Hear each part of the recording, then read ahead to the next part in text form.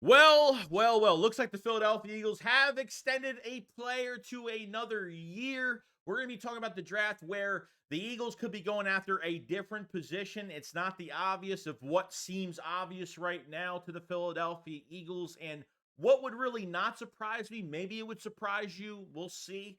But I think there's a lot of different combinations they can go. And I think they're going in a different direction. I don't think it's going to be the obvious defensive line draft in the first round for the Philadelphia Eagles, and this is why. You better drink. Because I've seen enough horror movies to know any weirdo wearing a mask is never friendly.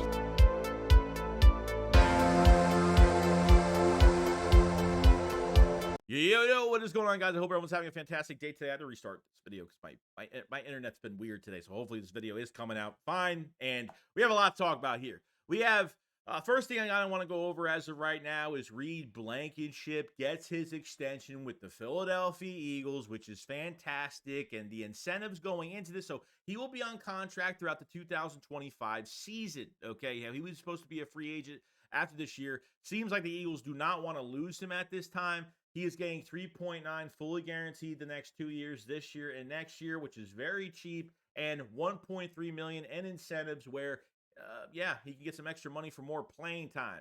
70%, 375, 80%, 625, 90%, 875, and obviously heading on a Pro Bowl, he'll get an extra $500,000, all equal to $1.3 million, which is good. Now, does this mean that the Eagles are not going after a safety like Justin Simmons or Julian Blackmon or something like that? And no, I wouldn't say that. I think they want to keep another safety in the building and produce a guy like Reed Blankenship because this defense was a mess last year. This defense was not coached right last year. I think everybody was in a flawed position last year. And, Reed has been one of the, I guess, the bright lights to this defense, especially a couple years ago when Chauncey had the lacerated kidney or I forgot what, I think it was that injury. And he came right in and he produced. Now, obviously, he's been the better of the safeties with a bad group now with Chauncey coming back. And God knows what they're going to add to Justin Simmons or something like that. So I don't think this extension means that he's not going to, that he's going to start or not start. They could say that he is starting and they could just get a third safety in this draft or something like that, or just get, more competition. So I'm glad they did bring him back. Very happy about it. The contract is cheap. And, if he balls out, just say he starts and he balls out, he can't get more money. And the Eagles will be on, he'll have a whole nother contract. He'll have a whole nother year to play with the Eagles. So the Eagles won't lose Reed Blankenship. And then you're down to really just Chauncey Gardner-Johnson. So, like I said, doesn't mean they're not going after another safety like Justin Simmons. Or until I see those guys signed, I'm thinking that there is a chance that the money is going to be involved with one of those two guys in Blackmon and Justin Simmons. We'll see what happens with that going forward. Now, I'm gonna talk about Haason Reddick with the New York Jets. He did have his press conference.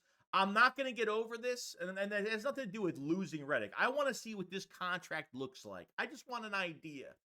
Okay, I want an idea, and there's no contract for Reddick yet. Haason Reddick has not even got this new contract from the Jets. It's been a couple days, no contract yet. Until I see the numbers to this contract, what it looks like.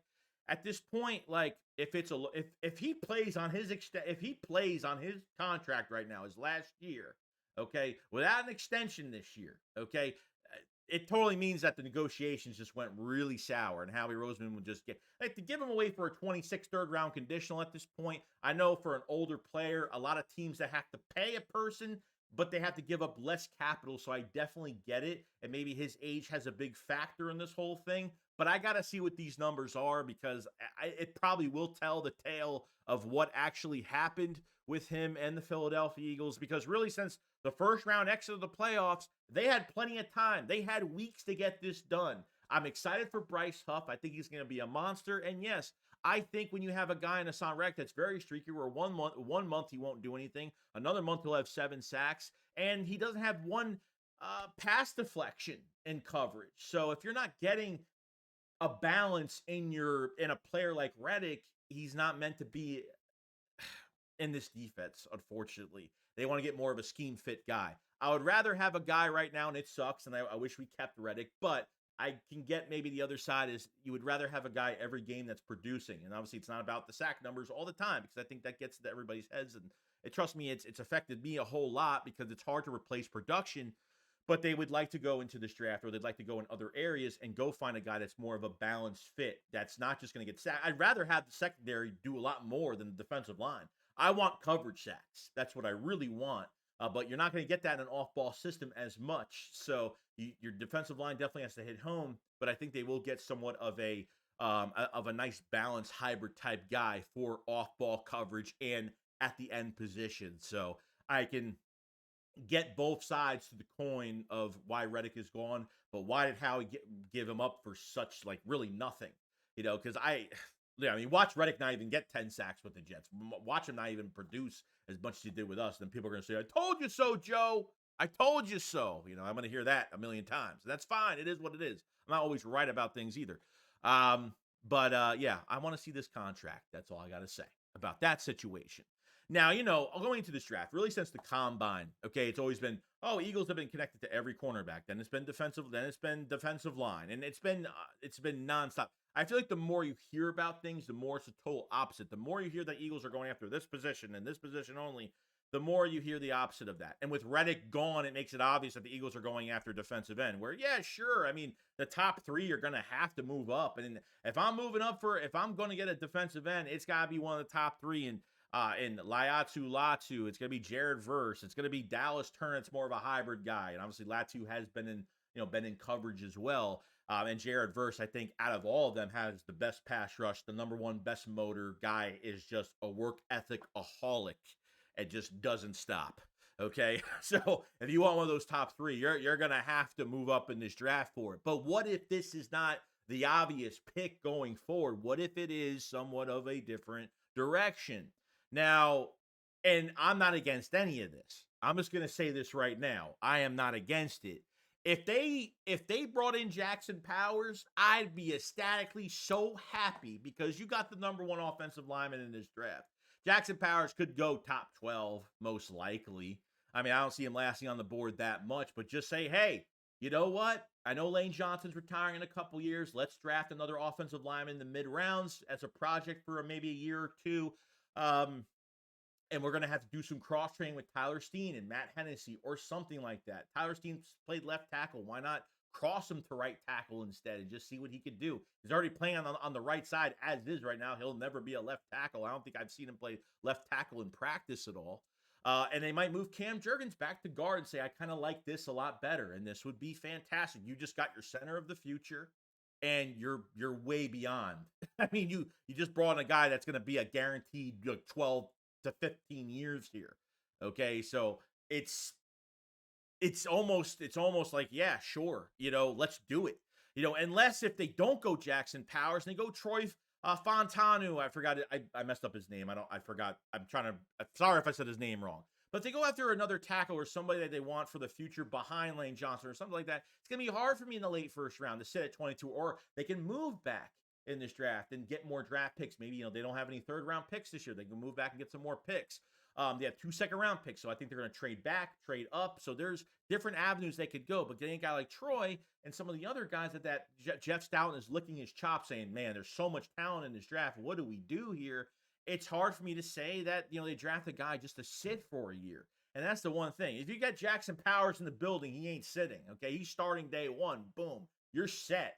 And that just adds Jackson Powers moves to center, and you got Jurgens moves to right guard. You have Steen, you got Hennessy, and then you can add more as your undrafted free agents. You could add so many more bodies that can, you just need some depth there. And I think you're pretty good. But to draft a guy that's just going to be a red shirt for the year, I don't want to go down that avenue again. I get it. Like, if you have a massive hole right now, like, just fill it. Pause. But it's just one of those things where I would probably feel more comfortable right now drafting the number one guy. And look, if they drafted Troy or somebody else, I have no issue at all. It's just that he's going to sit out, and it's just like kind of a bummer. And I don't want to go down the avenue of sitting down a first round pick. We've done it once, and it completely failed with Andre Dillard. The Eagles moved up, I think, for Andre Dillard. They were at, 21, 22, whatever it was. And he was, not only injury prone, but when they sat him out, I felt like they really hurt him. Then they changed his position. They put him in at right guard, a right tackle for Lane Johnson for like 3 games, killed his confidence. I don't want to go through an Andre Dillard situation ever again. I'm just not into it at all. So that's my move on offensive line. Jackson Powers, or an offensive lineman in general, being a big surprise in this draft and would actually love this move entirely. Now, another move they could go. Not only are you going to help out, you need some, you need wide receiver 3, maybe need another running back, you need some depth at offensive line, which we talked about. But what if the Eagles ran into Brock Bowers in this draft and said, you know what? Kellen Moore could be more creative, 12-man personnel. I mean, damn. I mean, tight ends now are looking like wide receivers. Back then, they were like good okay route runners, kind of slow, reliable hands. That was your tight end like, 8-10 years ago. Now these tight ends are coming out like they're like another receiver being out on the field because Dallas Goedert's 28 years old, okay? You have no backup tight end because his coaching staff sucks last year, okay? You traded for Albert O. You did nothing with him. You have Grant Calcaterra that's either injured, it's a toe, it's a shoulder, it's a nail, I don't know. He's got an itch on his face. I have no idea, okay? And concussions have been a major problem with him since college. Okay. So that's a whole nother issue right now. And, if Brock Bowers, and I'm not saying he's there at 22, these are mostly, move up, trade up prospects. And if you trade up for Brock Bowers and he's still there a few spots in front of you, go get him. Because at this point, I think the Eagles can still draft a receiver after the first round. They draft a wide receiver 3 after the first round somewhere in there that someone's going to slide down. The Eagles are going to grab him and then grab a tight end like Brock Bowers. Kellen Moore is going to have everything possible. You got your tight end of the future once Dallas Goedert. Once he's 2 more years, his Dallas Goedert's contract is up when he turns 30 years old, his contract will be up. Okay.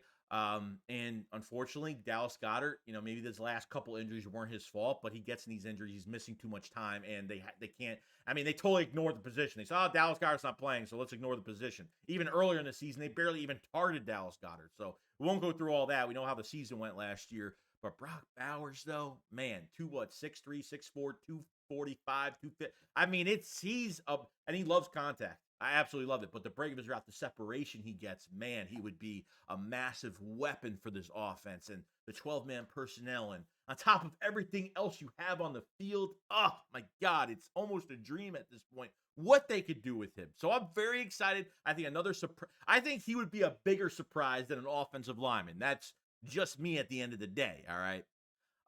But that's all I really got to say. I think there's a lot of surprises throughout this draft, okay? And I think when you talk about corner, it might not be corner because the Isaiah Rodgers situation, obviously him coming to the team, you have Keeler Ringo, you have Eli Ricks, and James Bradbury's not going anywhere. I mean, until I see that he's being moved, I think he's going to be here at this point at a $4 million cap hit, which is really cheap.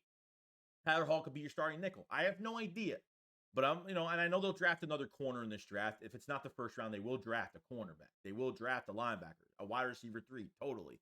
But first round, man, I think is going to be a big surprise. I don't think it's going to be defensive end. And if it is, great. But if it's not, the Eagles are going to jump on something that nobody would have thought they would have jumped on. And I'm excited for it. I'm here for it. And I'm ready for it.